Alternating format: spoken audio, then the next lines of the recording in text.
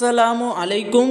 கண்ணியமான அல்லாஹ்வின் நல்லடியார்களே, இன்றைக்கான பதிவில் நாம் பார்க்கக்கூடிய ஒரு அற்புதமான திக்ர் நம்மினுடைய துஆக்கள்.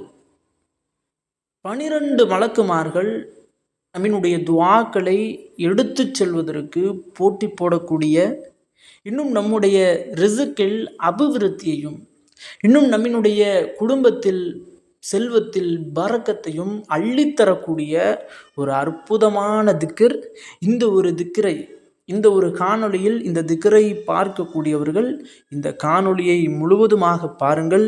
கண்டிப்பாக உங்களினுடைய வாழ்க்கைக்கு உதவியாகவும், இன்னும் உங்களுடைய வாழ்க்கையை மாற்றுவதற்கு ஒரு காரணமாகவும் இந்த ஒரு காணொளி இருக்கும். ஆக கண்ணியமானவர்களே, வாருங்கள் இந்த ஒரு திக்ரை நாம் பார்ப்போம். இந்த ஒரு திக்ர் ஆதாரபூர்வமான ஹதீஸ்களை, ஆதாரபூர்வமான அறிவிப்புகளை கொண்ட ஒரு திக்ர். இந்த திக்ர்களை அனைவரும் போதுங்கள். கண்டிப்பாக உங்களினுடைய வாழ்க்கையை அல்லாஹ் மாற்றி விடுவான். ஆக கண்ணியமானவர்களே, இந்த ஒரு திக்ர் எப்படி நடந்தது?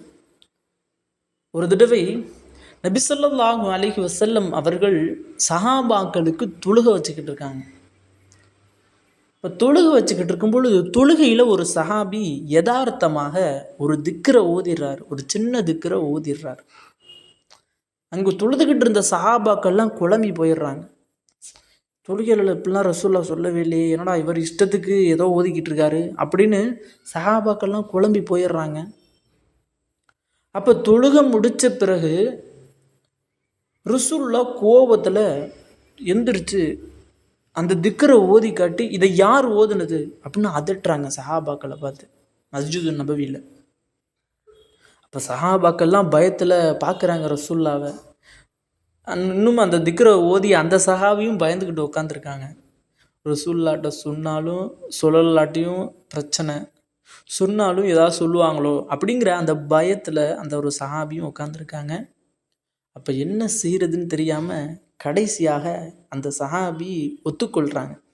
நம்ம ரசூல்லாட்ட சொல்லுவோம், என்ன ரசூல்லா திட்டினாலும் சரி திட்டலாட்டியும் சரி, என்ன தண்டனை கொடுத்தாலும் வாங்கிக்கலாம் அப்படின்னு சொல்லி ரசூல்லாட்ட எந்திரிச்சு சொல்லிடுறாங்க. யார் ரசூலல்லா, இந்த திக்ரை நான் தான் ஓதுனேன், தெரியாமல் ஓதிட்டே ரசூல்லா, மன்னிச்சுக்கோங்க அப்படின்னு ரசூல்லாட்ட எந்திரிச்சு மன்னிப்பு கேட்குறாரு. அப்போ ரசூலுல்லா சிரிச்சுக்கிட்டே சொல்கிறாங்க, ஏன்பா மன்னிப்பு கேட்குற? இந்த ஒரு திக்ரினுடைய பலன் உனக்கு தெரியுமா? இந்த திக்ர் எப்படிப்பட்ட திக்ருன்னு உனக்கு தெரியுமாப்பா அப்படின்னு ரசூல்லா அந்த சஹாபியை பார்த்து சொல்கிறாங்க. இந்த ஒரு திக்ரை யார் ஓதுறாங்களோ அவர்களை பார்த்து அல்லாஹ் மகிழ்ச்சி அடைகிறான், புன்னகை அடைகிறான்.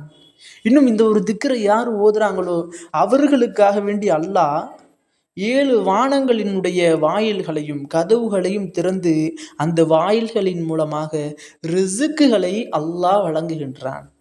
இன்னும் அவருடைய குடும்பத்தில் வாழ்க்கையில் செல்வத்தை அதிகப்படுத்துகிறான். அது மட்டுமல்லாமல் இந்த ஒரு திக்ரை எடுத்து செல்வதற்காக 12 மலக்குமார்கள் போட்டி போட்டு கொண்டு வந்துக்கிட்டு இருக்காங்க அப்படின்னு சொல்கிறாங்க. ஆக கண்ணியமானவர்களே, அப்படி என்றால் இது எவ்வளோ பெரிய ஒரு அற்புதமான திக்ர்.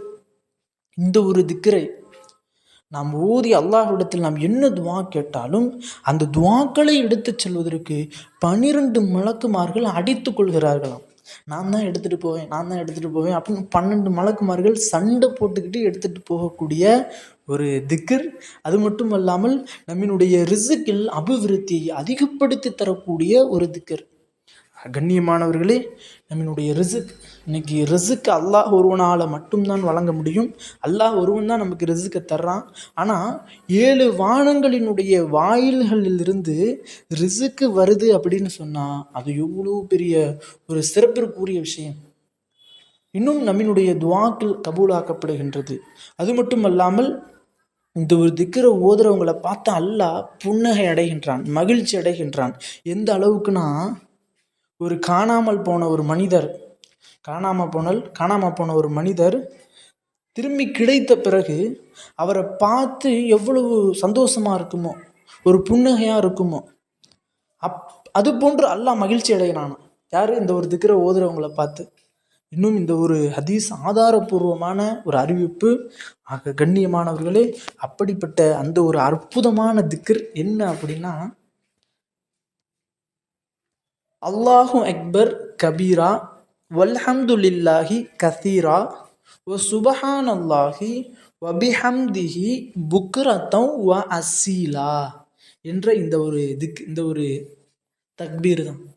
ஆக கண்ணியமானவர்களே, நம்ம அல்லாஹ்விடத்தில் துவா கேட்குறோம். இன்னும் அல்லாஹ்விடத்தில் துவாவில் ரிசுக்கு அல்லாட்ட கேட்குறோம்.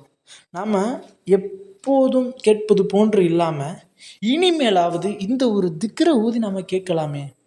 நம்ம கேட்டோம் அப்படின்னு சொன்னால் இப்படிப்பட்ட சிறப்புகள் எல்லாத்தையும் அல்லாஹ் தருவதோடு நம்மளை பார்த்து புன்னகை அடைகின்றானே.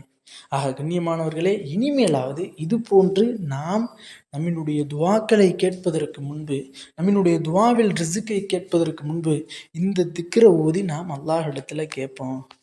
ஆக கண்ணியமானவர்களே, இந்த ஒரு காணொளியில் இந்த ஒரு திக்ரை தயவு செய்து நீங்கள் சேவ் செய்து கொள்ளுங்கள். இன்னும் அந்த ஒரு திக்கரை எழுதி வச்சுக்கோங்க. ஏன்னா உங்களுடைய வாழ்க்கைக்கு மிகவும் முக்கியமான திக்கர்.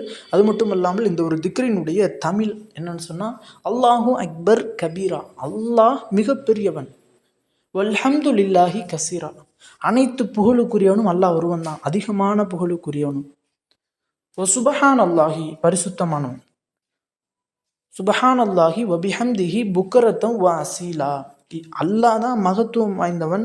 இன்னும் எந்த அளவுக்குனா, ஒரு செயல் இன்றைக்கு தொடங்குவதற்கு முன்பும் ஒரு செயல் முடிவதற்கும் மகத்துவமானவனே அல்லாஹ் ஒருவன் தான்.